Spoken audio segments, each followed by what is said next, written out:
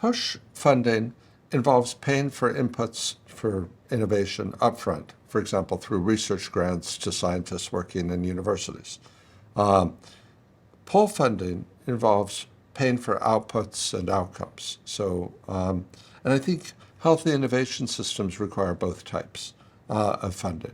So if you're talking about basic science research, for example, or to take an even more extreme example, mathematics research, that's going to be really hard to patent.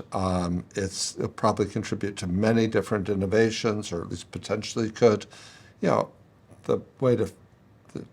That's going to be primarily supported by grants to researchers by NIH in the U.S., National Institutes of Health, National Science Foundation, other countries, other bodies.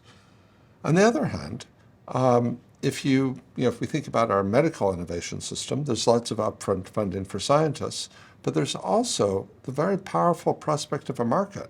And when it comes time to turning an innovation or a research result into an actual product, if that's a profitable product, and we can all think of cases of profitable medical products, that's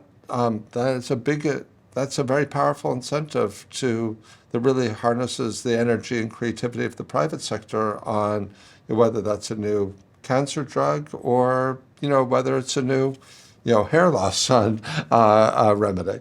And important as hair loss is, I think there are other social problems that maybe warrant substantial innovation investment and might not be getting the attention that they deserve. Let me go through, I think push funding people are already familiar with, but let me go through some of the features of pull funding where there's not a commercial incentive. Having some sort of reward for innovation may be very useful. And I'll discuss some of the advantages of that approach. So pull mechanisms can be designed to be firm agnostic. The government or the funder doesn't have to choose in advance. We think this technology is going to be the winner. We think this firm, this particular startup, is going to have the solution. Rather, they just commit to pay whoever develops the appropriate drug or carbon removal technique or whatever it is that meets the target. Or alternatively says, if you meet the target and if people are willing to buy at some price, we'll provide a top-up, a subsidy. The advantage of that approach is that if firms don't meet the target, the funder doesn't pay anything. And that means that the firm is taking on the technological risk. I don't want to claim that the only way to do things is through pull. We need push as well. But it often makes sense for the firm to take on at least some of the technological risk. And let me talk about two reasons for that.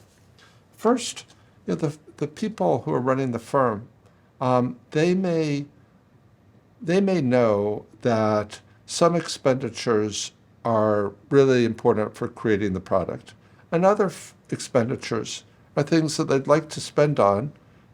Maybe they get some benefit to the firm on it. It helps them on some other product. They just pay their employees more or give them some perks that they would like, but that are not really going to contribute to the developing the product. Well, if the firm's deciding how to spend the money and knows that it's going to get paid if it produces the product and not otherwise, well, then it has an incentive to spend its resources very efficiently. Second case is if the firm knows more than the funder about the probability of success. It's very easy to always be optimistic when you're writing your grant proposal, but if you have to think, look, do I want to invest my own money? Or if a venture capitalist is deciding do they want to invest, they're going to pay a lot of attention to, is it really realistic to have a hope of success?